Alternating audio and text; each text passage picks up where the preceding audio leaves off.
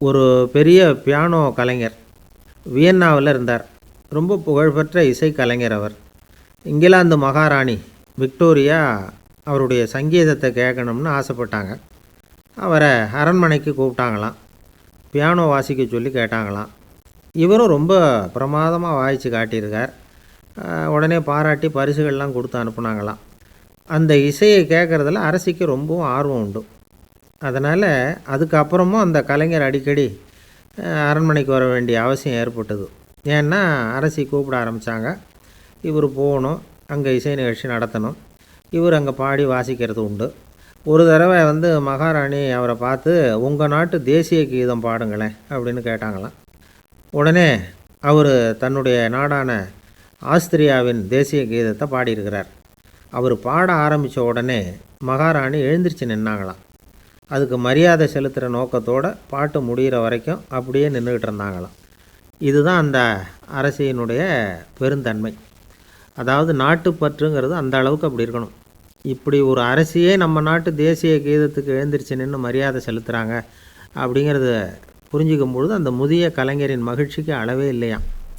அதுக்கப்புறம் அந்த பியானோ கலைஞர் ஒரு நாள் தன்னுடைய நண்பர் ஒருத்தர்கிட்ட பேசிக்கிட்டு இருந்தாராம். அப்போ சொன்னாராம், மகாராணியார் எனக்கு எவ்வளவோ பரிசுகள்லாம் கொடுத்துருக்குறாங்க. ஒரு தடவை எனக்கு வைரக்கல் பதித்த அணி ஒன்றை கூட பரிசாக கொடுத்தாங்க. ஆனால் அதை விட உயர்ந்த விலை மதிக்க முடியாத அணி என்ன தெரியுமா? நான் என்னுடைய நாட்டு தேசிய கீதத்தை நான் பாடுறப்போ அவங்க எழுந்திரிச்சு நின்று மரியாதை செலுத்தினாங்களே, அதுதான் எனக்கு கிடைச்ச மிகப்பெரிய பரிசு அப்படின்னாராம். எனக்கு தெரிஞ்ச சங்கீத வித்வான் ஒருத்தர் இருக்கார். சமீபத்தில் ஒரு நாள் அவரை பார்த்தேன். எப்படி போயிட்டுருக்கு உங்கள் தொழில் அப்படின்னு கேட்டேன். ரொம்பவும் வித்தியாசமாக போயிட்டுருக்குங்க அப்படின்னார். என்ன சொல்கிறீங்க அப்படின்னேன். முன்னாடியெல்லாம் நான் பாடினா எதிரில் இருக்கிறவங்க தான் எழுந்திரிச்சு போயிட்டு இருந்தாங்க. இப்போ எப்படின்னா நான் பாட ஆரம்பிச்சுட்டா உடனே பக்கவாத்தியக்காரனே எழுந்திரிச்சு போயிடுறான் அப்படின்னார் ரொம்ப வேதனையோட. ஒரு வயசான அம்மா தெரு வழியாக போயிட்டு இருந்தாங்க. அவங்க கையில் எண்ணத்தையோ வச்சுக்கிட்டு அதை அடிக்கடி பார்த்துக்கிட்டே இருந்தாங்க. ஒருத்தன் மெதுவாக அவங்கக்கிட்ட போய் கையில் இருக்கிறது என்ன அப்படின்னு எட்டி பார்த்தா அவங்க கையில் 4 பல் இருந்துதான். இவன் ஆச்சரியமாக அந்த அம்மாவை பார்த்தான். ஏம்மா உனக்கு என்ன பைத்தியமா, ஏது இந்த பல், இதை என்னத்துக்காக கையில் வச்சுக்கிட்டு அலைஞ்சிக்கிட்டு இருக்கிற அப்படின்னு கேட்டிருக்கான். அதுக்கு அந்த அம்மா விவரம் சொல்ல ஆரம்பித்தாங்களாம். இதை பாருப்பா, எனக்கு ஒரு மகன் இருந்தான். அவனை ரொம்ப செல்லமாக வளர்த்தேன். அவனை தரையிலே நடக்க விடுறதில்ல, எப்பவும் தூக்கி வச்சுக்கிட்டு இருப்பேன். அவன் நல்லா பெரியவனாகி பள்ளிக்கூடம் போகிறப்ப கூட அவன் புஸ்தக மூட்டையை நான் தான் சுமந்துக்கிட்டு போவேன். பார்க்குறவங்க கூட கேலி பண்ணுவாங்க, ஏம்மா படிக்க போகிறது நீயா உன் பிள்ளையான்னு கேட்பாங்க. அவன் இன்றைக்கி எவ்வளவோ பெரிய மனுஷன் ஆகிட்டான். வெளிநாட்டில் பெரிய உத்தியோகத்தில் இருக்கான். சமீபத்தில் இங்கே வந்துட்டு போனான். ஒரு நாள் ஏதோ கோபத்தில் என்னை அரைஞ்சுட்டான். அப்போ இந்த 4 பல்லும் கீழே விழுந்துட்டுது. இன்னமும் கூட விழுந்திருக்கும், ஆனால் பல்லு தான் இல்லை. என் புள்ள அரைஞ்சதுனால விழுந்த பல்லு இல்லையா அது. அதனால் இதை எப்பவும் என் கையிலே வச்சுக்கிட்டு ஆசையோடு பார்த்துக்கிட்டு இருக்கிறேன். அவன் தான் வெளிநாட்டுக்கு போட்டான். அவனை பார்க்க முடியாத ஏக்கத்தை நான் இந்த பல்லை பார்த்து போக்கிக்கிறேன் அப்படின்னு நாங்களாம் அந்த அம்மா. இந்த கதை எதுக்காகன்னா, தாய் அன்பு அப்படிங்கிறது எப்படிப்பட்டதுங்கிறத புரிஞ்சுக்கிறதுக்காக. கல்யாணம் ஆனதுக்கப்புறம் தாயை மறந்து விடுறவங்க எத்தனை பேர் இந்த உலகத்தில்? அவங்க காதில் வேணுங்கிறதுக்காக தான் இந்த தகவல். ஆனால் ஒரு விஷயம் மட்டும் நல்லா புரிஞ்சுக்கணும், தாயை மதிக்க தெரிஞ்சவங்க தான் இன்றைக்கி வாழ்க்கையில் எல்லா விதத்துலேயும் முன்னுக்கு வந்திருக்கிறாங்க. வேணும்னா விசாரித்து பார்த்துக்குங்க. இன்னொரு அம்மா இருந்தாங்க. அவங்க தினமும் ஒரு கோயிலுக்கு வருவாங்க. சாமியை பார்த்து, கடவுளே நான் இறந்து போனால் நரகத்துக்கு போகணும் அப்படின்னு வேண்டிக்குவாங்களாம். எல்லோரும் சொர்க்கத்துக்கு போகணும்னு தானே கடவுள்கிட்ட வேண்டிக்குவாங்க. இந்த அம்மா தினம் நான் நரகத்துக்கு போகணும் அப்படின்னு வேண்டிக்கிறாங்க. அங்கே இருந்த அர்ச்சகருக்கு இது சந்தேகம். ஒரு நாள் அதை நேரடியாகவே அவங்கக்கிட்ட கேட்டுவிட்டார். அதுக்கு அந்த அம்மா பதில் சொன்னாங்களாம், ஐயா, எனக்கு கல்யாணம் ஆகி ரொம்ப நாள் வரைக்கும் குழந்த பாக்கியம் இல்லாமல் இருந்தது. கோயில் குளம் எல்லாம் சுற்றி வந்தேன். ரொம்ப நாள் கழித்து ஒரு குழந்த பிறந்தது, ஆண் குழந்தை. அவனை நான் ரொம்ப செல்லம் கொடுத்து வளர்த்தேன். அதோட விளைவு என்ன ஆச்சுன்னா, அவன் ரொம்ப மோசமாக ஆகிட்டான். கெட்ட பழக்க வழக்கம்லாம் கற்றுக்கிட்டான். அவன் இறந்து போனால் நிச்சயம் அவனுக்கு நரகம்தான் கிடைக்கும். அந்த அளவுக்கு கெட்டவன் அவன். அப்படிப்பட்ட காரியங்கள்லாம் பண்ணிகிட்ருக்கான், எனக்கு தெரியும். இவனுக்காக நரகத்தில் கூட யாரும் தயவு காட்ட மாட்டாங்க, தாட்சண்யம் காட்ட மாட்டாங்க. அதனால் இவனுக்கு முந்தி நான் இறந்து நரகத்துக்கு போயிட்டா அங்கே இவனை கவனிச்சிக்கலாமே, இவனுக்கு பணிவிடை செய்யலாமேன்னு பார்க்குறேன் அப்படின்னு நாங்களாம். அதனால தான் நான் நரகத்துக்கு போகணும்னு தினம் ஆண்டவனை வேண்டிகிட்டு இருக்கிறேன் அப்படின்னு கண்கலங்கி அந்த அம்மா சொன்னாங்களாம். அதுதான் தாய் உள்ளம்ங்கிறது. தாயின் பெருமையை வந்து சரியாக உணர்ந்துட்டா அவங்களுக்கு எப்பவும் எந்த கஷ்டமும் வராது. இது ஏதோ உபதேசத்துக்காக சொல்கிற வார்த்தை இல்லை, உண்மையான வார்த்தை. இந்த விவரத்தையெல்லாம் நண்பர் ஒருத்தர்கிட்ட சொல்லிக்கிட்டு இருந்தேன்.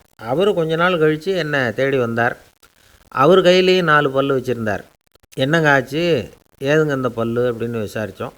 உங்கள் உபதேசத்தை கேட்டுவிட்டு இந்த உலகத்தில் எல்லாரையும் தாயாக நினைக்க ஆரம்பிச்சிட்டேன்.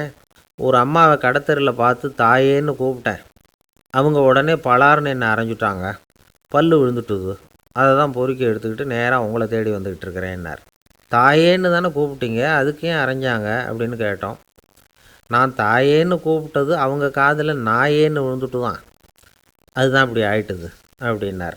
ஒரு குரு, இளம் சீடர்கள் எதிரில் உட்காந்துருக்கிறாங்க. குரு பாடம் நடத்திக்கிட்டு இருக்கிறார். சீடர்களுக்கு ஒரு ஆசை, அதாவது ஒரு முக்கியமான மந்திரத்தை நம்ம குருநாதர்கிட்ட இருந்து கற்றுக்கணும் அப்படிங்கிறது அவங்க ஆசை. அது என்ன மந்திரம்னா, இறந்தவரை உயிர்ப்பிக்கக்கூடிய புனித மந்திரம். அதாவது செத்தவங்களுக்கு மீண்டும் உயிர் உண்டாக்குகிற மந்திரம். குருவே, தயவு பண்ணி அந்த மந்திரத்தை எங்களுக்கு உபதேசிக்கணும் அப்படின்னு கேட்டாங்க. அது ரொம்ப ஆபத்தானது, அது என்னத்துக்கு உங்களுக்கு வேண்டாமேன்னாராம் குரு. எங்களுடைய நம்பிக்கை வந்து உறுதிப்படுறதுக்காகத்தான் கேட்குறோம், வேற ஒன்றும் இல்லை அப்படின்னாங்களாம் சீடர்கள். பக்குவப்படாத அறிவுங்கிறது ரொம்ப ஆபத்தானது அப்படின்னாராம் குரு. இது சீடர்களுக்கு புரியல. அது எப்படிங்க பக்குவப்படாத அறிவு ஆபத்தானதுன்னு சொல்கிறீங்க, அப்படின்னா என்ன அப்படின்னு கேட்டிருக்காங்க சீடர்கள். குரு அதுக்கு விளக்கம் கொடுத்தாராம். அந்த மந்திரத்தை எப்போ பயன்படுத்தணுங்கிறது முக்கியம். அதை அறியக்கூடிய ஞானம் ஏற்படுகிற வரைக்கும் அதை தெரிஞ்சுக்காமல் இருக்கிறது தான் நல்லது, இல்லைன்னா ஆபத்துன்னாராம். ஆனால் அந்த சீடர்கள் அதை கேட்குற மாதிரி இல்லை, ரொம்ப பிடிவாதம் பண்ண ஆரம்பிச்சிட்டாங்க. சரி வாங்க சொல்கிறேன்னார் குரு. எல்லாரும் வந்தாங்க. அந்த புனித மந்திரத்தை அவங்களுக்கு ரகசியமாக உபதேசம் பண்ணார். உபதேசம் பண்ணிவிட்டு அவங்களுக்கு எச்சரிக்கையும் கொடுத்தார். இந்த மந்திரத்தை நல்லா ஆராய்ச்சி பார்த்ததுக்கு அப்புறம்தான் உச்சரிக்கணும், அவசரப்பட்டு எதுவும் செஞ்சிடக்கூடாது அப்படின்னு ஒரு தடவைக்கு பல தடவை எச்சரிக்கை கொடுத்தார். சரின்னு சொல்லிவிட்டு அவங்கெல்லாம் மந்திரத்தை கற்றுக்கிட்டு எழுந்திரிச்சு போயிட்டாங்க. ஒரு நாள் அந்த சீடர்கள் எல்லாம் மணற்பாங்கான இடத்துல அப்படியே நடந்து போயிட்டுருக்கிறாங்க. ஒரு பாலைவன பகுதி மாதிரி ஒரு இடம். அங்கே ஒரு இடத்துல எலும்புகள் குவியலாக கிடந்தது. உடனே இந்த சீடர்கள் முன்ன பின்ன யோசிக்காமல், தியானமும் பண்ணாமல், அந்த மந்திரத்தோட பயனை வந்து சோதித்து பார்க்கணும் அப்படின்னு நினச்சிக்கிட்டு அந்த மந்திரத்தை உச்சரிக்க ஆரம்பிச்சிட்டாங்க. அவ்வளோதான். உடனே என்னாச்சு தெரியுமா, அந்த எலும்புகள் எல்லாம் ஓநாய்களாக மாறி அவங்கள துரத்த ஆரம்பிச்சுட்டுது. சீடர்கள் எல்லாம் தலைதெறிக்க ஓட ஆரம்பிச்சிட்டாங்க. ஓநாய்களும் விடலை, அவங்கள துரத்தி பிடிச்சி கடித்து கொதற ஆரம்பிச்சுட்டுது. அப்போ தான் அந்த சீடர்களுக்கு குரு சொன்ன அறிவுரையோட அர்த்தம் புரிஞ்சுது. பக்குவப்படாத அறிவு ஆபத்தானது அப்படிங்கிறது. அதனால் இதிலேருந்து நாம் தெரிஞ்சுக்க வேண்டியது என்னென்னா, நாம் நம்ம அறிவை வளர்த்துக்கிட்டால் மட்டும் போதாது, அந்த அறிவை எப்போ எப்படி பயன்படுத்தணும் அப்படிங்கிற பக்குவமும் நமக்கு வரணும். அப்போ தான் வாழ்க்கை நல்லபடியாக அமையும், இல்லைன்னா இடைஞ்சல் தான். இந்த காலத்தில் சில சின்ன பிள்ளைங்களுக்கே அறிவு ரொம்ப பக்குவப்பட்டிருக்குங்கிறத உணர முடியுது. ஒரு சின்ன பையன் பள்ளிக்கூடத்தில் மார்க் லிஸ்ட்டு கொடுத்தாங்க, வாங்கிக்கிட்டு அவசரமாக வீட்டுக்கு ஓடினான். எதிரில் வந்த ஒருத்தர் கேட்டார், என்ன அவசரம், ஏன் இப்படி வேகமாக ஓடுறேன்னார். எங்கள் அம்மா கிட்ட அடி வாங்கணும், அதுக்காக தான் ஓடுறேன்னா. அடி வாங்கிறதுக்கா இவ்வளவு அவசரம்னார் அவர்.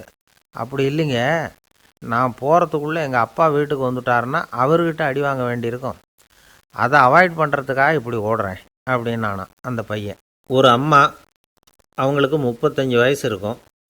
குடும்பத்தில் எந்த கஷ்டமும் இல்லை. இருந்தாலும் காரணம் இல்லாமல் பிள்ளைங்க பேரில் கோவப்படுறது, எரிஞ்சு விழுறது அவங்க வழக்கம். பிள்ளைங்க அழும், உடனே அவங்க மனசும் சங்கடப்படும். இன்னொரு அம்மா, நல்ல வேலையில் இருக்கிறவங்க, வாரத்துக்கு ஒரு தடவையாவது தலைவலி வந்துடும். இவங்களுக்கெல்லாம் உடம்புல எந்த கோளாறும் இல்லை, மனசு மட்டும் சரியாக இருக்காது. தூக்க மாத்திரை கையில் வச்சுருப்பாங்க. 30-35 வயசுடைய பெண்களுக்கு சர்வசாதாரணமாக காணப்படுகிற மனக்கோளாறு இது. இதுக்கு பேர் வந்து மனவாட்டம், டிப்ரெஷன், மனமடிவு அப்படின்னு சொல்லலாம். இந்த நோய்க்கு அறிகுறி என்ன தெரியுமா? மனசில் வருத்தமான உணர்வு இருக்கும், அடிக்கடி அழலாம் போல் தோணும். முன்னால் எல்லாம் எந்தெந்த செயலில் ஆர்வம் இருந்ததோ அதெல்லாம் குறைஞ்சிரும், அல்லது சுத்தமாகவே ஆர்வம் இல்லாமல் போயிடும். சில பெண்கள் வந்து இளம் வயசில் பக்கத்தில் இருக்கிறவங்க கிட்ட கலகலப்பாக பேசுவாங்க, வீட்டை அலங்கரிக்கிறதுல ஆர்வம் இருக்கும். இப்போ அதிலெல்லாம் ஆர்வம் இல்லாமல் போயிடும். எந்த வேலை செஞ்சாலும் சீக்கிரம் களைப்பு அடைஞ்சுடுறது மாதிரி ஆகிடும். நமக்கு யாருமே உதவியாக இல்லை, நம்ம எல்லாரும் கை விட்டுட்டாங்க போல இருக்குதே அப்படிங்கிற உணர்வுலாம் உண்டாகும். தன்னைத்தானே குறை சொல்லிக்குவாங்க. நாம் தப்பு பண்ணிவிட்டோம் போல இருக்குதே அப்படின்னு தோணும். குற்றம் பண்ணிட்டதா நினச்சி கஷ்டப்படுவாங்க. பசி இருக்காது, தூக்கத்தில் தொந்தரவு இருக்கும். அடிக்கடி செத்து போடலாங்கிற உணர்வு வரும். தற்கொலை பண்ணிக்கலாங்கிற எண்ணம் உண்டாகும். சில பேர் தற்கொலை முயற்சியில் கூட ஈடுபடுவாங்க. சில பேருக்கு பலவிதமான உடல் வலிகள் இருக்கும், பலவீனம் இருக்கும், சீக்கிரமாக களைப்படைஞ்சு போடுவாங்க. இதெல்லாம் மனவாட்ட நோய்க்கான தன்மைகள். இந்த மனவாட்டம், அதாவது டிப்ரெஷனை 2 வகையாக பிரிக்கலாமா. ஒன்று தானாக உண்டாக்கிக்கிறது, இன்னொன்று எதிர் விளைவை உண்டு பண்ணுகிற அல்லது நரம்பு சம்பந்தப்பட்ட டிப்ரெஷன். தானாக உண்டாக்கிக்கிற மனவாட்ட நோய் இருக்குது பாருங்கள், அதுக்கு ஏதாவது சூழ்நிலை காரணமாக இருக்கலாம் அல்லது இல்லாமலும் போகலாம். மூளையில் டொப்பாமைன் அல்லது செரட்டோனின் இதோட அளவு குறையும் பொழுது இந்த டிப்ரெஷன் உண்டாகுது. இதுக்கு ஓரளவு பிறவி காரணங்கள் கூட இருக்கலாம். குடும்பத்தில் வேறு சிலருக்கும் வரலாம்.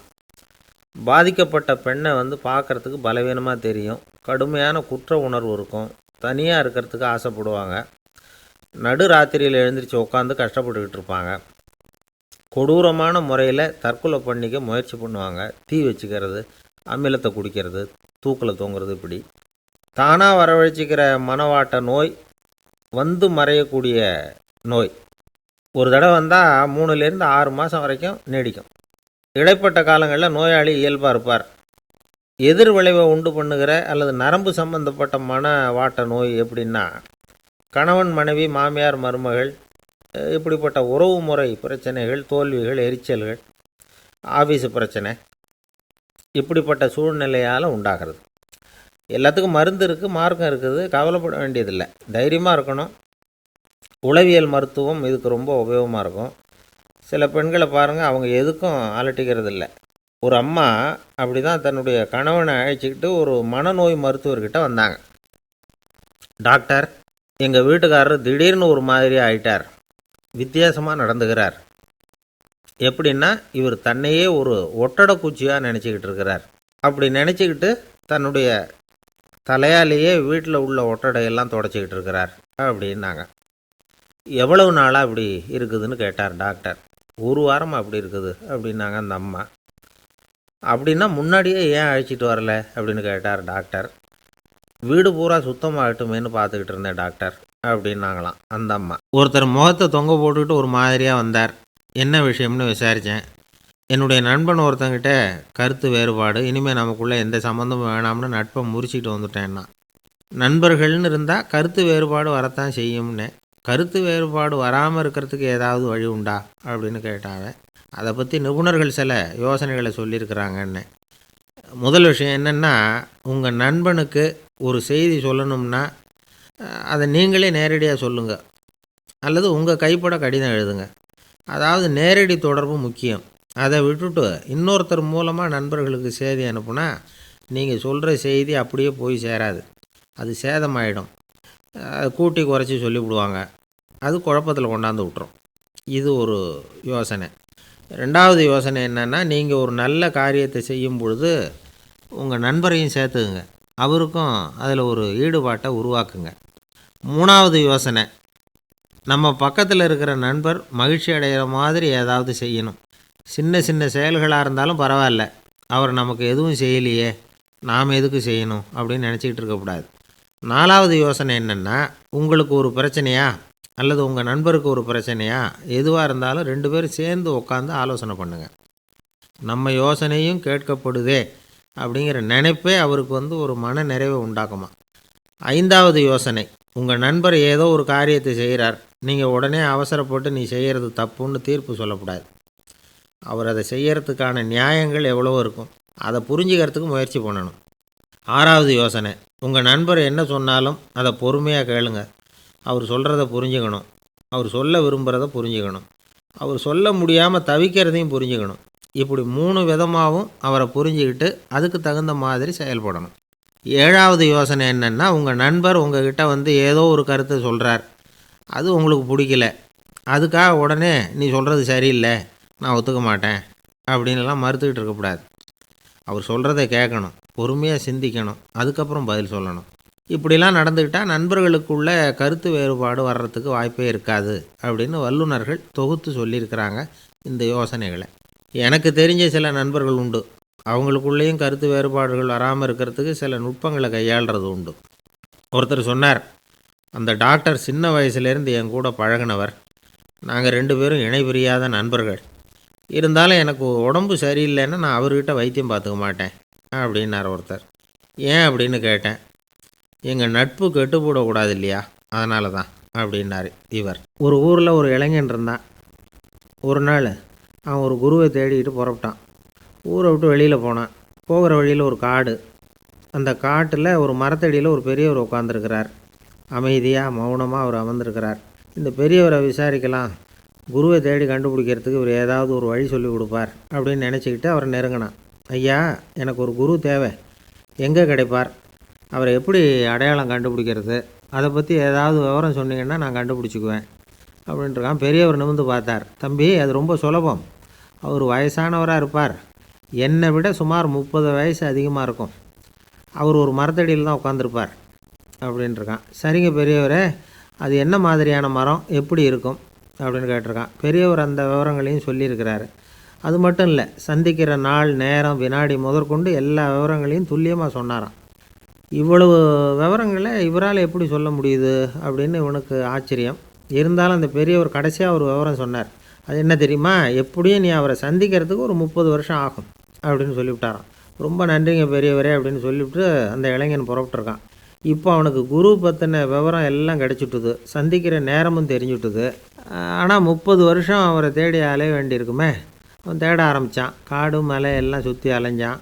பல வருஷங்கள் தேடினான், அழுத்து போயிட்டான். கடைசியில் அவனுக்கும் வயசாகிட்டுது. கடைசியில் தன்னுடைய சொந்த ஊருக்கே திரும்பி போய்கிட்டு இருந்தான். அங்கே ஒரு மரத்தடியில் அவன் தேடிக்கிட்டு இருந்த குருநாதர் கிடைச்சார். யார் அவருன்னா, 30 வருஷத்துக்கு முன்னாடி வழி சொல்லி கொடுத்தாருல அதே பெரியவர். அவருக்கு இப்போ 30 வயசு அதிகமாக இருந்தது. அதே மரம், அன்னைக்கு பெரியவர் சொன்ன அடையாளம் இப்போ பொருத்தமாக இருந்தது. இப்போ அந்த பெரியவர் சொன்னார், சரியாக வந்து சேர்ந்துட்டேன், வா, உனக்காக தான் நான் இவ்வளவு காலமும் காத்துக்கிட்டு இருந்தேன் அப்படின்னாராம். என்ன சொல்கிறீங்கன்றிருக்கான். 30 வருஷத்துக்கு முன்னாடி என்கிட்ட வந்தியே, அப்போவே என் காலம் வந்து முடிஞ்சு போயிருந்தது.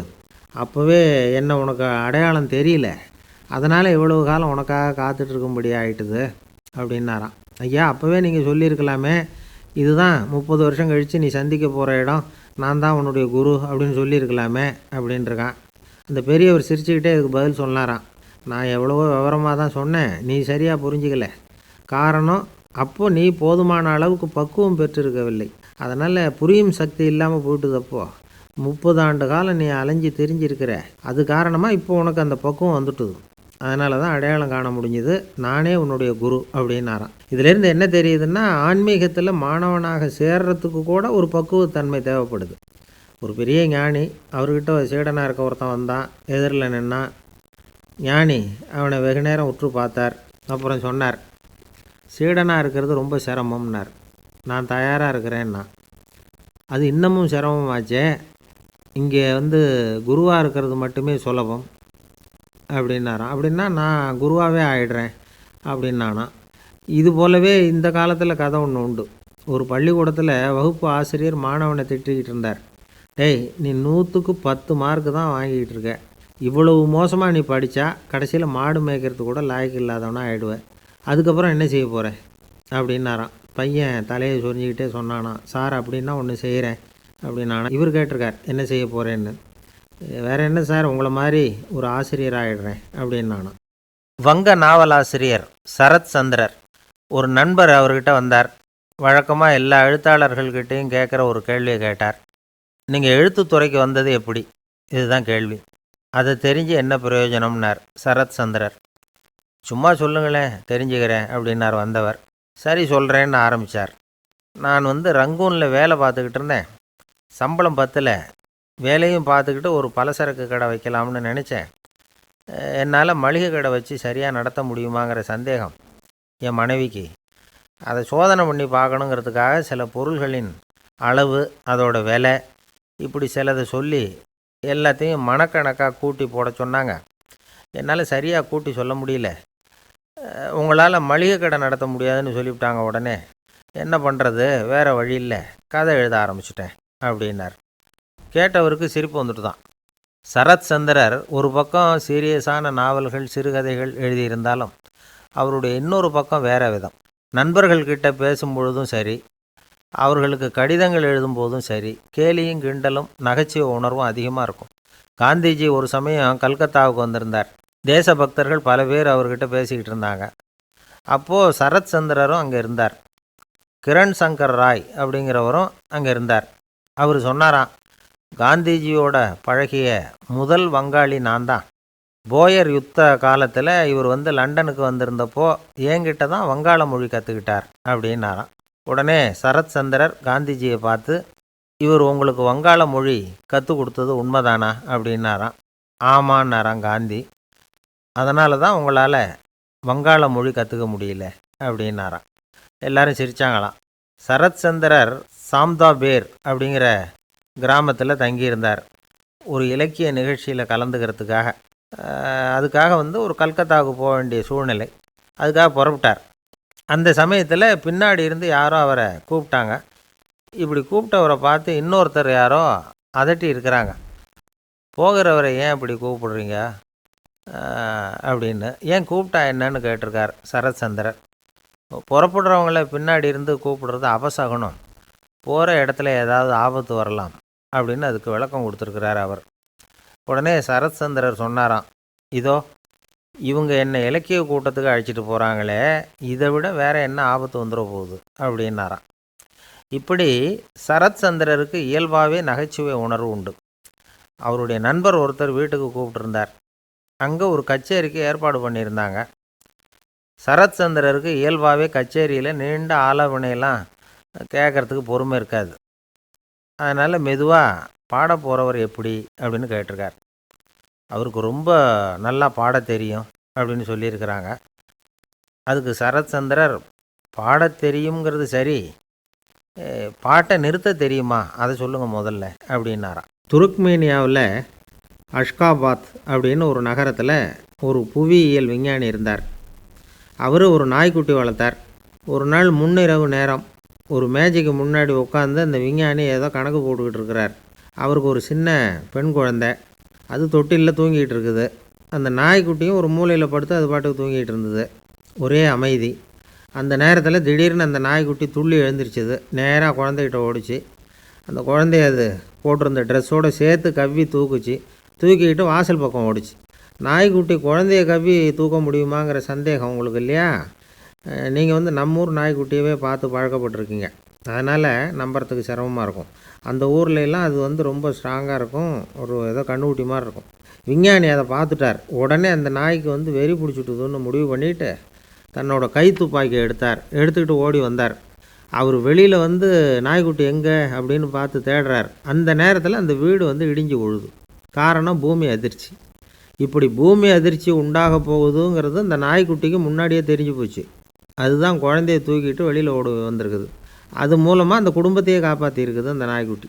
இந்த சம்பவம் நடக்கிறதுக்கு 3 நாளைக்கு முன்னாடியே சில பிராணிகளுக்கு இப்படி நடக்க போகுதுங்கிறது தெரிஞ்சிருக்குதான்.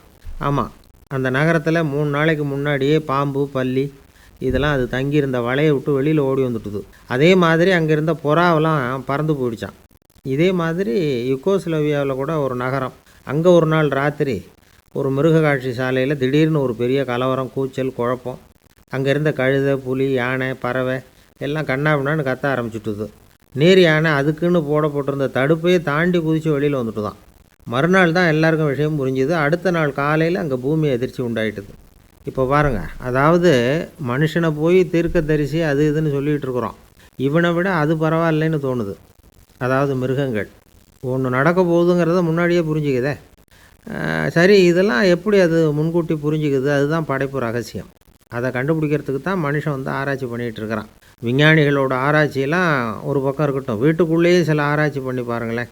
இப்போ சில யோசனை சொல்லி அதை சோதனை பண்ணி பாருங்க அப்படின்னு ஒருத்தர் சொன்னாராம். அதாவது இப்போ மழை வருமா வராதா அப்படின்னு தெரிஞ்சுக்கணுமா, உடனே ஒரு பூனைக்குட்டி பின்னாடியே மெதுவாக போய் அது என்ன செய்யுதுன்னு கவனித்து பார்க்கணும். பூனைக்குட்டி தன்னோட பாதத்தினால சுகத்தில் அப்படி கீறிக்கிட்டு இருக்கும். அப்படி கீறுனா கண்டிப்பாக மழை வரும். சில சமயம் பூனைக்குட்டி அப்படியே மல்லாந்து படுத்துக்கிட்டு பாதத்தை உயர தூக்கும், அப்படியும் இப்படியும் புரளும். இப்படி செஞ்சதுன்னா அன்னைக்கும் மழை இருக்காது. அதனால் முன்னாடி இருந்தது மழை வர்றதுக்கு அறிகுறி, இது மழை இல்லைங்கிறதுக்கு அறிகுறி. பறவைகள், பிராணிகள் இதுகளோட நடவடிக்கைகளை பார்த்துட்டு அதையெல்லாம் அடிப்படையாக வச்சு தான் காலநிலையை கண்டுபிடிக்கிற கருவிகளை கண்டுபிடிச்சிருக்கிறாங்க. வாத்து இருக்குல்ல, சில சமயம் தன்னோட அலகை தன்னோட இறகுகளில் அப்படியே புதைச்சிக்கும். அப்படி செஞ்சால் குளிர்காலம் வரப்போகுதுன்னு அர்த்தம். பருவநிலை குளிராக மாறப்போகுதுங்கிறதுக்கு இதுதான் அறிகுறி. சிட்டுக்குருவி இருக்குதுல்ல, அதெல்லாம் புழுதியில் உழுந்து புரளும், சிறகுகளை படபடன்னு அடிச்சுக்கும். அப்படி செஞ்சால் மழை வரப்போகுதுன்னு அர்த்தம். ஒன்று மட்டும் நாம் நல்லா தெரிஞ்சுக்கணும், இயற்கையின் சீற்றம்னு சொல்கிறோம் இல்லையா, இயற்கை ஏன் நம்ம மேலே கோவப்படுது? இயற்கையை நாம் அனுசரித்து போகிறதில்ல, அதனால் கோவப்படுது. காடுகளை அழிக்கக்கூடாது, விலங்குகளை கொல்லக்கூடாது, இயற்கை ஏற்படுத்தி வச்சுருக்கிற சமநிலையை கெடுக்கக்கூடாது. அதை புரிஞ்சுக்கிட்டு வாழ்ந்தோம்னா பூமியும் நடுங்காது, நாமளும் நடுங்க வேண்டிய அவசியம் இருக்காது. ஒருத்தர் இருந்தார், சாராய கடைக்கு போனாராம், நிறைய சாப்பிட்டார். அப்புறம் சொன்னார், இது ரொம்ப அற்புதமான சரக்கு போல் இருக்குது, உள்ளே போன உடனே இந்த பூமியே நடுங்கிறது மாதிரி இருக்குது எனக்கு அப்படின்னாராம். இதுக்கு கடைக்காரர் சொல்லியிருக்கார், நீங்கள் சாப்பிட்டது வெறும் பச்சை தண்ணி தாங்க, இப்போ ஏற்பட்டிருக்கிறது நிஜம் பூமி அதிர்ச்சி அப்படின்னாராம். சில பேரை இப்படி சொல்கிறது உண்டு, அடுத்தவங்களை அனுசரித்து நடந்துக்க தெரியல, அவன் என்ன சார் மனுஷன் அப்படிம்பாங்க. சக மனிதர்களோடு எப்படி பழகிறது அப்படின்னு தெரியாததுனாலேயே பல பேர் இன்றைக்கி சங்கடப்பட்டுக்கிட்டு இருக்கிறாங்க. வசதி வாய்ப்பெல்லாம் சரியாக இருக்கும், ஆனால் வாழ்க்கை சரியாக இருக்காது. இன்னொருத்தர்கிட்ட எப்படி பேசுறது பழகிறதுங்கிறது தெரியாததுனால தான் இந்த அவஸ்தை. சரி, இந்த அவஸ்தை இல்லாமல் வாழறது எப்படி? இதுக்கு அனுபவசாலிகள் சில வழிமுறைகளை சொல்கிறாங்க. அதெல்லாம் என்னென்னங்கிறத இப்போ தெரிஞ்சுக்குவோம். முதல்ல நம்ம நாக்கு நம்ம கண்ட்ரோலில் இருக்கணும். வார்த்தைகளை கொட்டிவிட்டு அதுக்கப்புறம் அள்ள முடியாமல் கடந்து கஷ்டப்படக்கூடாது. எப்படி பேசுகிறோங்கிறதும் முக்கியம், பேசுகிறப்ப எப்படி முகத்தை வச்சுருக்கிறோங்கிறதும் முக்கியம். அன்பாக பேசினாலும் நல்லாயிருக்கும், அப்படி பேசுகிறப்ப ஆதரவாக அவர் தோள் மேலே ஒரு கையை போட்டுக்கிட்டு பேசினா இன்னமும் நல்லாயிருக்கும். ரெண்டாவது விஷயம், இன்னொருத்தர்கிட்ட பேசுகிறப்போ வாக்குறுதிகளை அள்ளி வீசக்கூடாது. கொடுக்குற வாக்குறுதி குறைச்சலாக இருக்கணும். அப்படி கொடுத்த வாக்குறுதியை கண்டிப்பாக நிறைவேற்றணும். நாம் ஒருத்தரை பாராட்டுறோம் அல்லது அவரை பற்றி அபிப்பிராயம் சொல்கிறோம்னா அது ஆக்கப்பூர்வமாக இருக்கணும். நம்ம பாராட்டு அல்லது விமர்சனம் அடுத்தவருடைய முன்னேற்றத்துக்கு உதவுறது மாதிரி இருக்கணும். நாம் சொல்கிறத கேட்டுட்டு அவன் தலையில் கையை வச்சுட்டு உட்காந்துடக்கூடாது. எப்பவும் உற்சாகமாக இருக்கணும், முகம் மலர்ச்சியாக இருக்கணும். மனுஷன் இருந்தால் வருத்தம், கவலை, ஏமாற்றம் எல்லாம் இருக்க தான் செய்யும். அதெல்லாம் மனசில் இருக்கட்டும். அந்த வருத்தமும் கவலையும் ஏமாற்றமும் சேர்ந்துக்கிட்டு நம்ம முகத்தில் இருக்கிற மலர்ச்சியை மூடி மறைக்கிறதுக்கு நாம் இடம் கொடுத்துடக்கூடாது. எந்த விஷயத்தை பற்றி யாருக்கிட்ட பேசினாலும் வெளிப்படையாக பேசணும், திறந்த மனசோடு பேசணும். மூடி மறைச்சி முன்னு மூழ்கிக்கிட்டு இருக்கக்கூடாது. இன்னொருத்தர்கிட்ட பேசுகிறப்போ விவாதம் பண்ணுங்க, அது தப்பு இல்லை, ஆனால் வாதாடிக்கிட்டு இருக்கக்கூடாது. அதாவது என்ன சொல்கிறாங்கன்னா, டிஸ்கஸ் பண்ணலாம், ஆர்கியூ பண்ணக்கூடாதான். நம்மக்கிட்ட இருக்கிற நல்ல குணங்களை நாம் எடுத்து சொல்லிகிட்டு இருக்கக்கூடாது. அந்த நல்ல குணங்களே நம்மளை பற்றி எடுத்து சொல்லணும், அது மாதிரி நடந்துக்கணும். அதே மாதிரி அடுத்தவங்க கிட்ட உள்ள கெட்ட குணங்களை பற்றி அவசியம் இல்லாமல் நாம் பேச வேண்டியதில்லை. உங்களை பற்றி யாராவது தப்பாக பேசுகிறாங்களா, அப்படி அவங்க பேசுகிறதுல உண்மை இல்லையா அப்படின்னா அதை நீங்கள் பொருட்படுத்த வேண்டியதில்லை, விட்டுடலாம், அது தானாக போயிடும். ஒரு 4-5 பேரோட பேசிக்கிட்டு இருந்தீங்கன்னா எல்லாருக்கும் முக்கியத்துவம் கொடுங்க, யாரையும் அலட்சியப்படுத்தாதீங்க. தமாஷா பேசலாம், ஆனால் அவங்க தமாஷ் அடுத்தவங்களை கேலி பண்ணுறதா இருக்கக்கூடாது. நமக்கு கிடைக்க வேண்டியது கிடைக்கலையே அப்படிங்கிற தவிப்பு நம்மக்கிட்ட இருக்கக்கூடாது, அது தேவையில்லை. உங்கள் செயல்பாடுகள் தெளிவாக இருக்கட்டும், பாராட்டு தானாக அவங்கள தேடிக்கிட்டு வரும். இன்னொரு மனுஷனுடைய மனசில் கௌரவமான ஒரு இடத்த பிடிக்கணும்னா நாம் இந்த குணத்தையெல்லாம் நம்மக்கிட்ட வளர்த்துக்கணும். இதெல்லாம் அனுபவசாலிகள் சொல்லியிருக்கிற குறிப்புகள். இந்த குறிப்புகளை சரியாக புரிஞ்சுக்கணும், அது முக்கியம். தப்பாக புரிஞ்சுக்கிட்டா என்ன ஆகும் தெரியுமா? இதை கேளுங்க. ஒருத்தர் வந்தார், சார் அடுத்தவங்க தோள் மேலே கையை போட்டுக்கிட்டு அன்பாக பேசணும்னு சொன்னீங்க, அப்படி தான் பேசினேன், அவர் முதுகை கூட தட்டி கொடுத்தேன், என் வேலை போயிட்டுது சார், வீட்டுக்கு அனுப்பிச்சிட்டாங்க அப்படின்னார். யாருக்கிட்ட அப்படி பேசுனீங்கன்னு கேட்டோம். என் முதலாளிகிட்ட சார் அப்படிங்கிறார் ரொம்ப சோகமாக. ஒரு ஊரில் ஒரு பெரிய ஞானி இருந்தார். அவர் படுக்கையில் இருந்தார். இன்னும் கொஞ்சம் நேரம்தான் அவர் இந்த உலகத்தில் இருக்க போகிறார். அவரை சுற்றி ஏகப்பட்ட கூட்டம். ஏற்கனவே அவருடைய உபதேசங்களை கேட்டவங்க பல பேர் அவரை சுற்றி நிற்கிறாங்க. அந்த ஞானி மெதுவாக கண்ணை திறந்து பார்க்குறார். எல்லாரும் அவருடைய கடைசி வார்த்தையை கேட்கறதுக்காக அவளோட காத்துக்கிட்டு இருக்கிறாங்க. அந்த ஞானி மெதுவாக பேச ஆரம்பித்தார். நான் என்னுடைய வாழ்நாள் பூராவும் உங்களுக்கு நிறைய போதனைகள் சொல்லிக்கிட்டு இருக்கிறேன். பேரானந்தம், மகிழ்ச்சி, தியானத்தன்மை இதை பற்றியெல்லாம் சொல்லியிருக்கிறேன். இப்போ நான் வேறு ஒரு கரைக்கு போய்கிட்டுருக்கிறேன். நான் இனிமேல் இந்த கரையில் இருக்க மாட்டேன். நீங்கள் நான் சொன்னதையெல்லாம் கேட்டீங்க, ஆனால் எதையும் நீங்கள் நடைமுறைப்படுத்தி பார்க்கல. எல்லாம் கேட்டதோடு சரி, அதோடு விட்டுவிட்டீங்க. அப்புறம் அதை தள்ளி போட்டுக்கிட்டே வந்துட்டீங்க. மேலும் அதை தள்ளி போடுறதுல எந்த பிரயோஜனமும் கிடையாது. இப்போ நான் போய்கிட்டு இருக்கிறேன். உங்களில் யாராவது என்னோட வர்றதுக்கு தயாரா அப்படின்னு கேட்டார். அவ்வளவுதான். யாரும் வாயை திறக்கலை. ஒரே மௌனம், சத்தமே இல்லை. ஒருத்தர் பார்த்துக்கிட்டே நிற்கிறாங்க. அந்த கூட்டத்தில் ஒரு ஆள் அந்த ஞானி கூடவே 40 வருஷத்துக்கு மேலே இருந்திருக்கிறான். அவனும் வாயை திறக்காமல் இன்னொருத்தன் முகத்தை பார்த்துக்கிட்டே நிற்கிறான். இந்த சமயத்தில் பின்னாடி நின்றுக்கிட்டு இருந்த ஒருத்தன் கையை தூக்கினான். ஞானி அவனை பார்த்தார். சரி, ஒருத்தனுக்காவது நம்மோட வர்றதுக்கு தைரியம் இருக்குது அப்படின்னு நினச்சார். ஆனால் அந்த ஆள் என்ன சொன்னான் தெரியுமா? ஐயா, நீங்கள் கேட்குறப்போ நான் உடனே எழுந்திருக்கல, கையை மட்டும்தான் தூக்கினேன். என்ன காரணம்னா, நான் எப்படி அடுத்த கரைக்கு வந்து சேர்றதுங்கிறது தெரிஞ்சுக்கிறதுக்காக தான். அந்த விவரத்தை மட்டும் இப்போ உங்ககிட்ட இருந்து நான் தெரிஞ்சுக்க ஆசைப்பட்றேன். ஏன்னா இப்போ நான் உங்கள் கூட வர்றதுக்கு தயாராக இல்லை. எவ்வளவோ காரியங்களை நான் இன்னும் இங்கே முடிக்க வேண்டி இருக்குது. வீட்டுக்கு ஒரு விருந்தினர் வந்திருக்கிறார். என்னுடைய இளைய மகனுக்கு கல்யாணம் பண்ணி வைக்கணும். அதனால் இன்றைக்கி உங்கள் கூட வர முடியாது. அது மட்டும் இல்லை, இப்போ உங்கள் கூட அடுத்த கரைக்கு வந்தால் திரும்பி வர முடியாதுன்னு வேறு சொல்கிறீங்க. அதனால் இப்போ நான் வரல. இன்னொரு நாள் நிச்சயமாக நான் வர்றேங்க, வந்து உங்களை சந்திக்கிறேன். அதனால் இப்போ நீங்கள் இன்னொரு தடவை எங்களுக்கு விளக்கமாக சொல்லணும். ஏற்கனவே பல தடவை சொல்லியிருக்கிறீங்க. தயவு பண்ணி இப்போ ஒரு தடவை சொன்னீங்கன்னா சௌகரியமாக இருக்கும். அந்த அடுத்த கரையை அடையிறது எப்படி? இப்போ ஒரு தடவை அதை விளக்கமாக சொல்லிட்டிங்கன்னா நல்லா ஞாபகப்படுத்திக்குவேன். அது சரியான சமயம் வர்றப்போ இது எனக்கு உதவியாக இருக்கும் அப்படின்னு நானும். ஆனால் உண்மை என்ன தெரியுமா? அந்த சரியான சமயம் வரவே இல்லை அப்படிங்கிறது தான் உண்மை. இப்படி அந்த கதை முடியும். இந்த கதை அந்த ஒரு ஆளுக்கு மட்டும் இல்லை, கிட்டத்தட்ட எல்லாருக்குமே அது பொருந்தும் அப்படிங்கிறாங்க விவரம் தெரிஞ்சவங்க. எல்லாருமே அந்த சரியான தருணத்துக்காக தான் காத்துக்கிட்டு இருக்கிறாங்களாம். அதுக்காக ஜோசியம் பார்க்குறாங்க, கைரேகை பார்க்குறாங்க, நாளைக்கு என்ன நடக்குங்கிற ஆவலில் எல்லோரும் காத்துக்கிட்டு இருக்கிறாங்க. ஆனால் அந்த ஒரு நாள் ஒருபோதும் வரப்போகிறதில்ல. நீங்கள் தள்ளி போடுறதுக்காக பல அர்த்தமில்லாத காரணங்களை தேடுறீங்க அப்படிங்கிறார் ஒரு ஞானி. காத்திருக்கிறதுலேயே நம்ம காலம் ஓடி போயிடுது. ஏன்னா இன்றைக்கி நாம் சிந்திக்கிறது நாளைக்கு நாம் சிந்திக்கிறது இல்லை. ஒவ்வொரு நாளும் ஒவ்வொரு மாதிரி போயிடுது. நாளைக்கு மறுநாளை பற்றியே சிந்திக்கிறோம். இப்படியே அது பாட்டுக்கு போயிடும். கரையை தொட்டு பார்க்குறது எப்போ? இதுதான் கேள்வி. நமக்கு வேண்டியப்பட்ட ஒருத்தர் ஒரு ரயில்வே பிளாட்ஃபாரத்தில் நின்றுட்டு இருக்கிறார். அங்கே இருக்கிறவங்ககிட்ட கேட்குறாராம், விசாரிக்கிறார். ஏங்க கிழக்க போகிற ரயில் போயிட்டுதுங்களான்னாராம். போயிட்டுதுன்னு இருக்கிறாங்க. கொஞ்ச நேரம் கழித்து ஏங்க மேற்க போகிற ரயில் போயிட்டுதுங்களான்னு கேட்டிருக்காரு. போயிட்டுதுங்களான்ருக்காங்க. அப்புறம் கொஞ்சம் நேரம் கழித்து மறுபடியும் ஏங்க 10:30 மணி வண்டி போயிட்டுதான்னு கேட்டிருக்காரு. தொடர்ந்து காலையிலேருந்து சாயந்தரம் வரைக்கும் இப்படி ஒரே இடத்துல நின்றுட்டு கேட்டுக்கிட்டே இருக்கிறார். இதை பார்த்துக்கிட்டு இருந்த ஒருத்தர் அவர்கிட்ட ஏங்க நீங்கள் எங்கே போகணும் அப்படின்னு கேட்டாராம். இவர் மெதுவாக சொன்னாராம், இந்த ரயில்வே லைனை தாண்டி அந்த பக்கம் போகணும் அப்படின்னாராம். ஒரு ஆள் அசையாமல் கிடக்கிறார். அவர் இருக்காரா போயிட்டாராங்கிறத எப்படி முடிவு பண்ணுறோம்? அவர் மூக்குக்கு முன்னாடி புறங்கையை வச்சு பார்க்குறோம், மூச்சு வருதா இல்லையா அப்படிங்கிறத கண்டுபிடிக்கிறதுக்காக. மூச்சுங்கிறது அவ்வளவு முக்கியமான ஒரு விஷயம். சுவாசம் இல்லைன்னா எதுவுமே இல்லை. நம்ம பூமி இருக்க அது கூட சுவாசிக்குதுங்கிறத சோவியத் விஞ்ஞானிகள் கண்டுபிடிச்சிருக்கிறாங்க. பூமிக்கு மேலே இருக்கிற மண் அடுக்கில் காற்றில் உள்ள ஆக்சிஜன் ஆக்சிகரணம் அடையுது அப்படின்னு தான் இது வரைக்கும் எல்லோரும் நம்பிக்கிட்டு இருந்தாங்க. ஆனால் இப்போ என்ன கண்டுபிடிச்சிருக்கிறாங்கன்னா, அந்த ஆக்சிஜன் பூமிக்குள்ளே 1 கிலோமீட்டர் ஆழம் வரைக்கும் ஊடுருவி போகுதான். பூமிக்குள்ளே 2 பக்கமும் பல கிலோமீட்டர் வரைக்கும் பரவுதான். பூமிக்குள்ளே இருக்கிற நீர்நிலை அடுக்குகள் தான் நுரையீரல் செய்கிற வேலையை செய்யுதான்.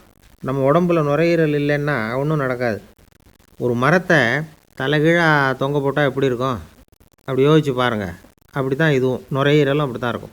வலது பக்கம் ஒன்று, இடது பக்கம் ஒன்று. வலது பக்கம் நுரையீரல் கொஞ்சம் பெருசாக இருக்கும். நுட்பமான நரம்பு குழாய்கள் அதில் இருக்கும்.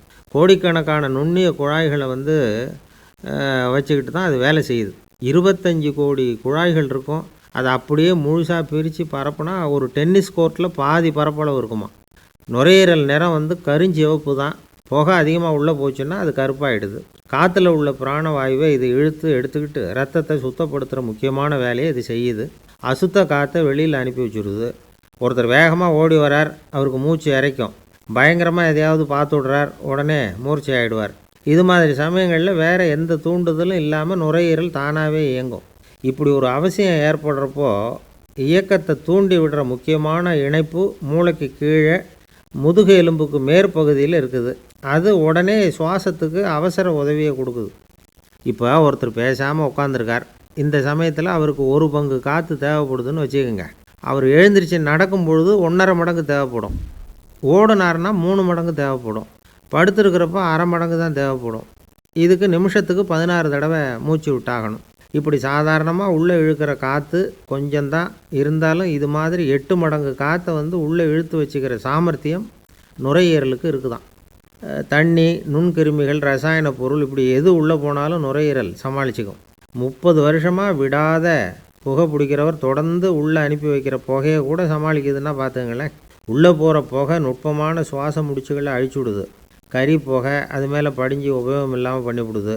ஆனாலும் தேவைக்கு அதிகமாக 8 மடங்கு கூடுதலாக சுவாச முடிச்சுகள் நம்ம உடம்புக்குள்ளே இருக்கிறதுனால சமாளிக்க முடியுது. சமாளிக்க முடியலன்னா சில சமயம் மூச்சு திணறும். அதை ஒரு எச்சரிக்கையாக எடுத்துக்கிட்டு புகை பிடிக்கிற பழக்கத்தை விட்டுடணும். அதுதான் நல்லது. ஆனால் அப்படி யார் விடுறது?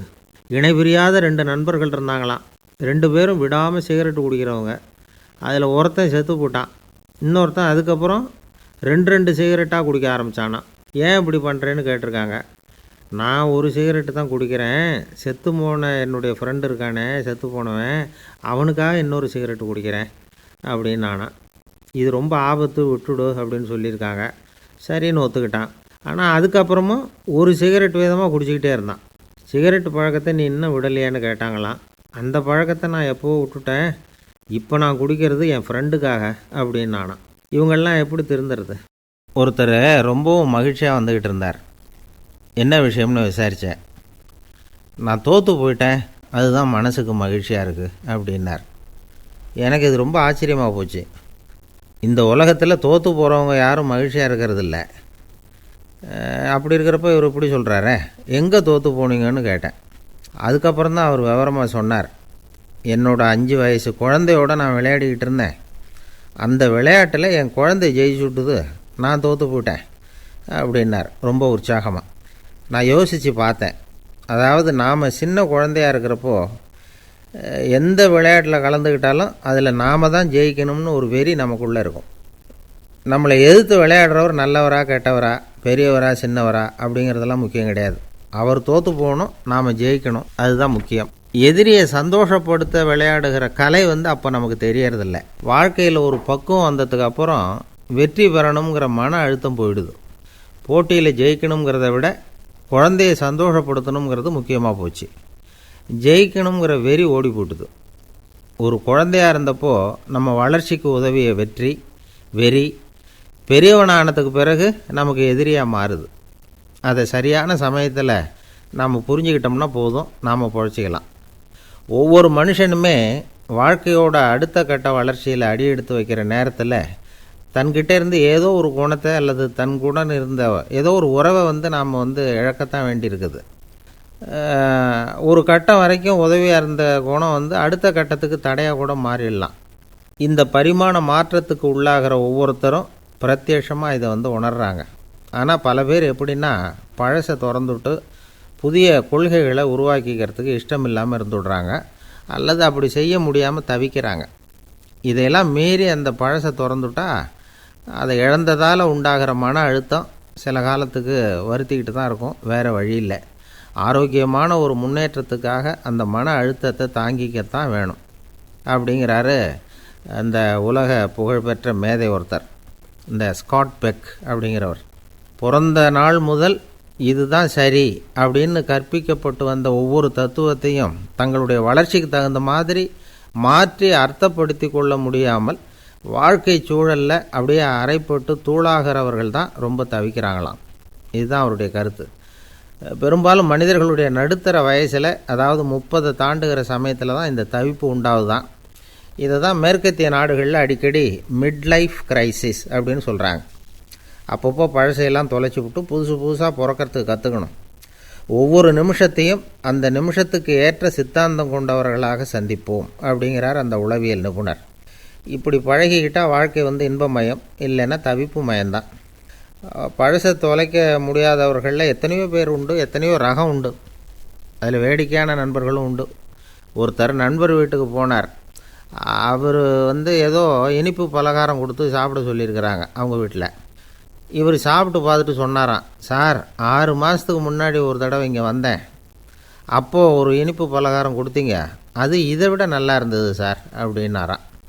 அப்போ செஞ்ச அதே இனிப்பு பலகாரம் தான் சார் இதுவும் அப்படின்னாராம் அவர். ஒரு நண்பர் அவசரமாக என்கிட்ட ஓடி வந்தார். அப்புறம் சொன்னார், என்னால் நம்பவே முடியல சார், என் பையனை அப்படி அப்படின்னு சொல்லி ஆச்சரியப்பட்டார். உங்கள் பையன் அப்படி என்ன தான் செஞ்சுட்டான் அப்படின்னு கேட்டேன்.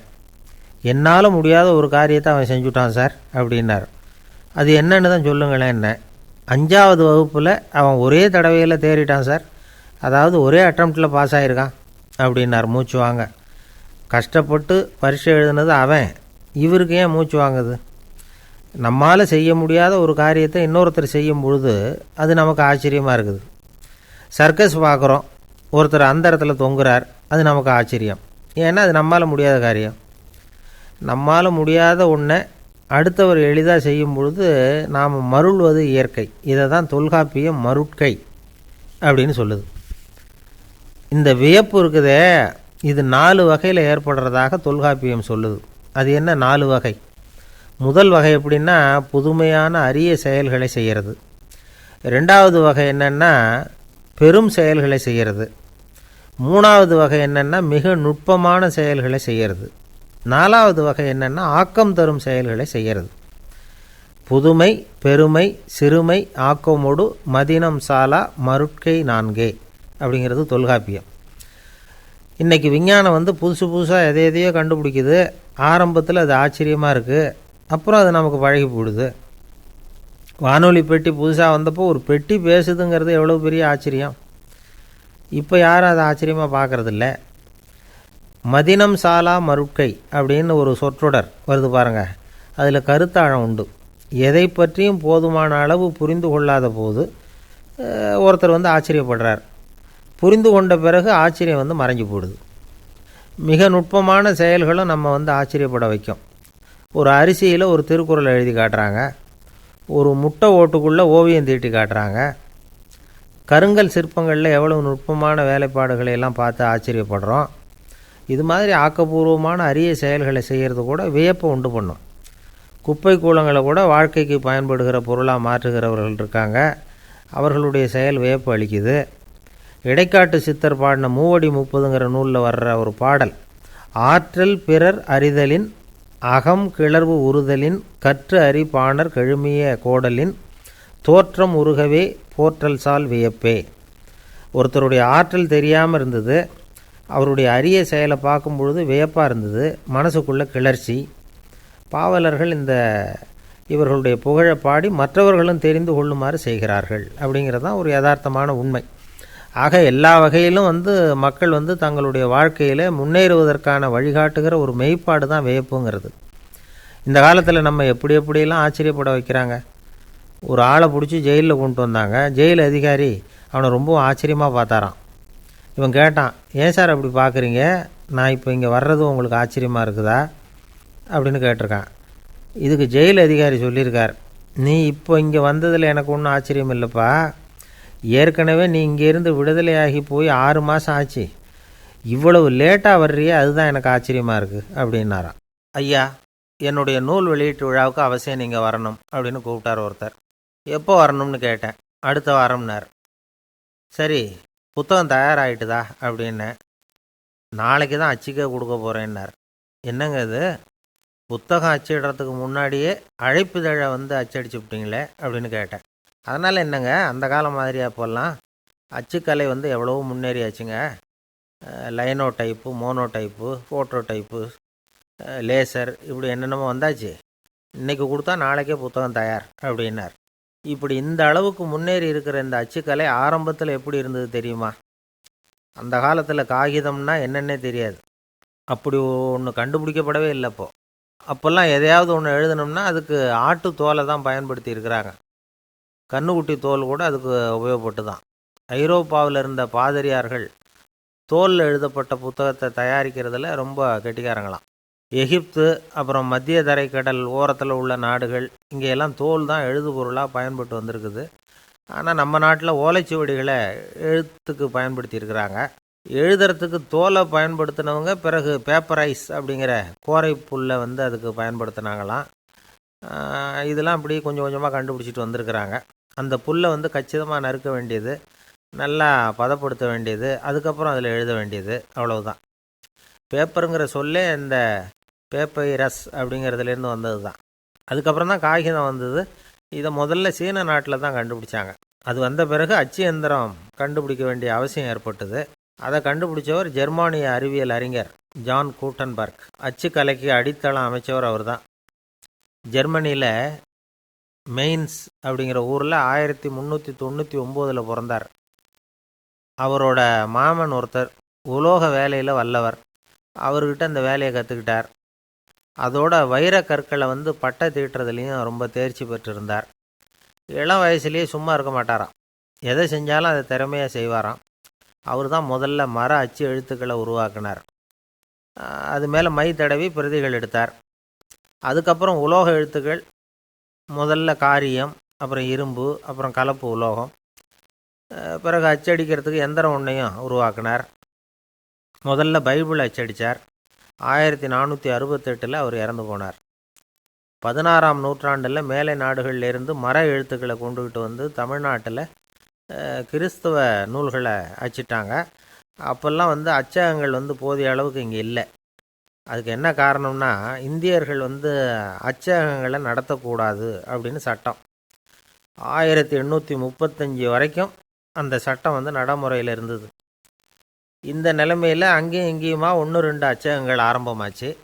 1713 தரங்கம்பாடியில் லூத்தரன் மிஷன் அச்சகம், அதே ஆண்டில் சென்னையில் எஸ்பிசிகே அச்சகம். இது ரெண்டும் தான் இந்தியாவில் முதல்ல தொடங்கப்பட்ட அச்சகங்கள்.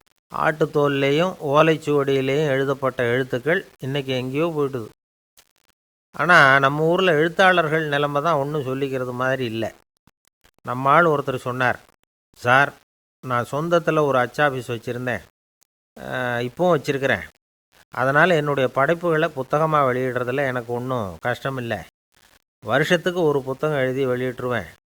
15 வருஷமாக இலக்கிய உலகத்துக்கு இப்படி சேவை செஞ்சுக்கிட்டு வர்றேன்.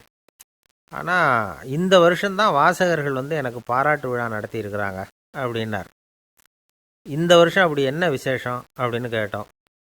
இந்த வருஷம்தான் நான் எந்த புத்தகம் எழுதி வெளியிடாமல் இருந்தேன், அதுக்காகத்தான் எனக்கு இந்த பாராட்டு விழா அப்படின்னார். ஐயா, உங்கள் பேரை தொடர்ந்து தினம் கேட்டுக்கிட்டு இருக்கிறேன் அப்படின்னார் ஒருத்தர். தொடர்ந்து கேட்குறீங்களே, உங்களுக்கு காது வலிக்கலையா அப்படின்னு கேட்டோம். பேசுகிற உங்களுக்கே வாய் வலிக்கலை அப்படிங்கிறப்போ கேட்குற எங்களுக்கு எப்படி காது வலிக்கும் அப்படின்னார். நம்ம உடம்புல ஒரு அதிசயம் என்ன தெரியுமா? ரொம்ப நேரம் நாம் நடக்கிறோம்னு வச்சுக்கோங்க, கால் வலிக்கும். ரொம்ப நேரம் வேலை செஞ்சால் கை வலிக்கும், உடம்பு வலிக்கும். ரொம்ப நேரம் பார்த்துக்கிட்டே இருந்தால் கண்ணு வலிக்கும். ரொம்ப நேரம் பேசிக்கிட்டே இருந்தால் வாய் கூட வலிக்கும். ஆனால் ரொம்ப நேரம் கேட்டுக்கிட்டே இருக்கிறதுனால காது வலிக்கிறது இல்லை. அதனால் கேட்குறதுக்கு முக்கியத்துவம் கொடுத்தாங்க நம்ம பெரியவங்க. திருவள்ளுவர் வந்து தேவையில்லாமல் வார்த்தைகளை உபயோகப்படுத்த மாட்டார். ஒரு திருக்குறள்னு எடுத்துக்கிட்டாவே அதில் மொத்தம் 7 வார்த்தைகள், அவ்வளவுதான். அப்படி 7 வார்த்தைகள் மட்டுமே உள்ள ஒரு திருக்குறளில் வள்ளுவர் ஒரே வார்த்தையை 5 தடவை உபயோகப்படுத்தியிருக்கிறார், திரும்ப திரும்ப பயன்படுத்தியிருக்கிறார். அப்படின்னா அதை எந்த அளவுக்கு வலியுறுத்தி சொல்கிறார் அப்படிங்கிறத நாம் புரிஞ்சுக்கணும். அது என்ன குறள்? செல்வத்துள் செல்வம் செவிச்செல்வம், அச்செல்வம் செல்வத்துள் எல்லாம் தலை. செவிச்செல்வம்ங்கிறது அவ்வளவு முக்கியமானது. கற்றலின் கேட்டல் நன்று. அதிகம் கேட்கணுங்கிறதுக்காகத்தான் எவ்வளவு கேட்டாலும் காது வலிக்கிறதில்ல. குறைச்சலாக பேசணும், அதிகமாக கேட்கணும். இன்னொரு விஷயம் கவனிங்க, நம்ம உடம்பில் கண்ணுக்கு வந்து மூடி இருக்குது, எதையாவது நாம் பார்க்க விரும்பலைன்னா உடனே கண்ணை மூடிக்கலாம். நம்ம வாய்க்கு மூடி இருக்குது, பேச விருப்பம் இல்லையா, வாயை மூடிக்கலாம். மூக்குக்கு கூட மூடிக்கிற வசதி இருக்குது, எதையாவது முகர விருப்பம் இல்லையா, மூச்சை அடக்கிக்கலாம். ஆனால் பாருங்கள், காதுக்கு வந்து மூடி கிடையாது, அதை கையால் தான் மூட முடியும். யார் என்ன சொன்னாலும் அது நல்லதோ கெட்டதோ காதில் விழுந்துக்கிட்டு தான் இருக்கும். அறிவு தான் நல்ல விஷயங்களை எடுத்துக்கிட்டு கெட்ட விஷயங்களை விட்டுடணும். நல்ல கருத்துக்கள் நம்ம காதில் நிறைய விழுந்துக்கிட்டே இருக்கணும். அதை கேட்டு நாம் நல்லபடியாக வாழணுங்கிறது தான் படைப்பின் விருப்பம். ஆன்மீகவாதிகள் கூட ஒன்று சொல்லுவாங்க, அதாவது ஆன்மீக பாதையில் நீங்கள் முன்னேறணும்னா முதல்ல சிரவணம் செய்யணும்பாங்க. அதாவது பெரியவங்க சொல்கிற நல்ல கருத்துக்களை கேட்கணும் அப்படின்னு அதுக்கு அர்த்தம். அதனால் யார் நல்ல கருத்துக்களை சொன்னாலும் அதை காது கொடுத்து கேளுங்க. இவ்வளவு கருத்துக்களையும் நம்ம நேயர் ஒருத்தர்கிட்ட சொல்லிகிட்டு இருந்தோம். அவரும் சரி சரின்னு தலையாடிக்கிட்டே இருந்தார். அப்புறம் சொன்னார், நீங்கள் சொல்கிறது சரிதான் சார், காதுக்கு மூடி இல்லைங்கிறது ரொம்ப சரி. அதனால தான் உங்கள் தகவல் கூட நாங்கள் விரும்புகிறோமோ இல்லையோ தினம் காதில் விழுந்துக்கிட்டு இருக்குது அப்படின்னார். எங்களுக்கு ரொம்ப பெருமையாக இருந்தது. அப்படியா அப்படின்னோம். ஆனாலும் என்ன மாதிரி சில பேர் நீங்கள் தகவல் சொல்கிற சமயத்தில் காதில் மூடி இல்லையேன்னு சொல்லி கவலைப்படுறதில்ல சார் அப்படின்னார். ஏன்னு கேட்டோம். காதை மூடுறதுக்கு தானே வசதி இல்லை, ரேடியோவை மூடுறதுக்கு வசதி இருக்குதுல்ல, அதனால் டக்குன்னு அதை மூடி வச்சுருவோம் அப்படின்னார். ஒரு ஊரில் ஒரு ஆள் இருந்தான். அவனுக்கு ஒரே ஒரு மகள். அவளை நல்ல இடத்துல கட்டி கொடுக்கணும்னு ஆசைப்பட்டான். அதுக்காக மாப்பிள்ளை தேடிகிட்டு இருந்தான். அவன் கொஞ்சம் வசதியான ஆள், அதனால் நிறைய பேர் வந்தாங்க. இருந்தாலும் ஒரு நல்ல குணமுள்ள மாப்பிள்ளையாக இருக்கணும் அவன் எதிர்பார்த்தான். அப்படி இருக்கணும்னு தொடர்ந்து முயற்சி பண்ணான். கடைசியாக ஒரு 3 பேர் கிடைச்சாங்க. அந்த 3 பேரில் யாரை தேர்ந்தெடுக்கிறது, இதுதான் அவனுக்கு வந்த குழப்பம். இந்த நிலைமையில் ஒரு பெரியவரை தேடி போனான். அவர்கிட்ட தன்னுடைய பிரச்சனையை சொன்னான். அவர் கொஞ்சம் யோசனை பண்ணார். அதுக்கப்புறம் 3 பேரையும் கூப்பிட்டார். இதை பாருங்கப்பா, உங்கள் 3 பேருக்கும் 3 மாத கால அவகாசம் தர்றேன். நீங்கள் இப்போ போகலாம். 3 மாதம் கழித்து திரும்பி வரலாம். அப்படி வரும்பொழுது இந்த 3 மாத காலத்தில் நீங்கள் செஞ்ச நல்ல காரியம் ஏதாவது ஒன்று சொல்லணும். அதை வச்சு உங்களில் ஒருத்தரை நாங்கள் தேர்ந்தெடுத்துக்கிறோம் அப்படின்னு சொன்னாராம். 3 பேரும் சரின்னு சொல்லிவிட்டு திரும்பி போயிட்டாங்க. 3 மாதம் ஆச்சு. அதுக்கப்புறம் ஒரு நாள் திரும்பி வந்தாங்க. அவர் அவங்கள கூப்பிட்டு உட்கார வச்சார். அப்புறம் கேட்டார், இப்போ சொல்லுங்கள், இந்த 3 மாத காலத்தில் நீங்கள் செஞ்சுருக்கிற ஏதாவது ஒரு நல்ல காரியத்தை சொல்லுங்க அப்படின்னார். முதல்ல ஒருத்தன் எழுந்திரிச்சு நின்னான். ஐயா, எங்கள் அப்பா இறந்த பிறகு அவரோட கணக்கு வழக்குகளை எடுத்து பார்த்துக்கிட்டு இருந்தேன். அவர் ஒரு வியாபாரிகிட்ட 10,000 ரூபா கடன் வாங்கியிருக்கிறதாக எழுதியிருந்தார். அந்த வியாபாரியும் இப்போ உயிரோடு இல்லை. இருந்தாலும் அந்த வியாபாரியோட மகனை தேடி கண்டுபிடிச்சேன். கணக்கு புத்தகத்தை காட்டினேன். எங்கள் அப்பா உங்கள் அப்பா கிட்ட 10,000 ரூபா கடன் வாங்கியிருக்கிறதாக இதை எழுதியிருக்கிறார். அதனால் அதை திருப்பி கொடுக்கறதுக்காக வந்திருக்கிறேன். இந்தாங்க அந்த பணம் அப்படின்னு சொல்லி கொடுத்துட்டு வந்துட்டேன் அப்படின்னு நானும். இதை பெரியவர் கவனமாக கேட்டுக்கிட்டார். அதுக்கப்புறம் 2வது இளைஞன் எழுந்திரிச்சான். ஐயா, நான் போன மாதம் ஒரு நாள் ராத்திரி வேளையில் ஒரு காட்டுப்பாதை வழியாக எங்கள் ஊருக்கு போய்கிட்டு இருந்தேன். அந்த சமயத்தில் அந்த வழியாக வந்துக்கிட்டு இருந்த ஒரு வழிப்போக்கர்கிட்ட 4-5 திருடர்கள் வம்பு வளர்த்து அவர்கிட்ட இருந்த பொருளையெல்லாம் கொள்ளையடிச்சிக்கிட்டு இருந்தாங்க. நான் உடனே ஒரு குச்சியை எடுத்துகிட்டு ஓடினேன். அந்த திருடர்களை அடித்து விரட்டினேன். பொருளையெல்லாம் மீட்டு அந்த வழிப்போக்கர்கிட்ட ஒப்படைச்சேன். அவரை பத்திரமா அழைச்சிக்கிட்டு போய் அவர் வீட்டில் விட்டுட்டு வந்தேன் அப்படின்னு நானும். இதையும் பெரியவர் கவனமாக கேட்டுக்கிட்டார். அடுத்தபடியாக 3வது இளைஞன் எழுந்திரிச்சான். ஐயா, போன மாதம் ஒரு நாள் நான் ஒரு மலைப்பாதை வழியாக போய்கிட்டு இருந்தேன். மலைப்பாதை விளிம்பில் ஒரு மதகு கட்டை, அது மேலே ஒரு ஆள் படுத்து தூங்கிட்டு இருந்தான். அந்த பக்கம் தவறி உருண்டு விழுந்திருந்தான்னா அதில் பாதாளம். அது மலையடி வாரத்தில் போய் தான் விழணும், அவ்வளவு பள்ளம். அது தெரியாமல் அவன் பாட்டுக்கு தூங்கிட்டு இருந்தான். நான் உடனே அவன்கிட்ட ஓடி போய் குனிஞ்சு அவன் முகத்தை பார்த்தேன். அப்போ தான் புரிஞ்சுது, அவன் ஏற்கனவே எனக்கு தெரியும். அவனை எனக்கு நிறைய கெடுதல் பண்ணியிருக்கிறான், இடைஞ்சல் கொடுத்தவன். இருந்தாலும் ஐயோ பாவம்னு நினச்சி அவனை எழுப்பி பாதுகாப்பாக வேறு ஒரு இடத்துல படுக்க வச்சுட்டு வந்தேன் அப்படின்னு நானும்.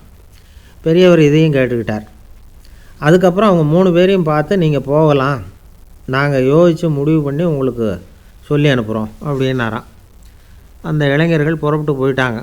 அதுக்கப்புறம் அந்த பெண்ணோட அப்பாவை பார்த்து சொன்னார், இந்த 3 பேருமே நல்ல பிள்ளைங்க தான், அதில் ஒன்றும் சந்தேகம் இல்லை. இருந்தாலும் இந்த 3 பேர் செஞ்ச செயல்களையும் ஒப்பிட்டு பார்க்க வேண்டியிருக்கு. முதல் இளைஞன் நேர்மைக்கு எடுத்துக்காட்டாக விளங்குறான். இந்த காலத்தில் இது மாதிரி இளைஞர்களை பார்க்குறது ரொம்ப கஷ்டம்தான்.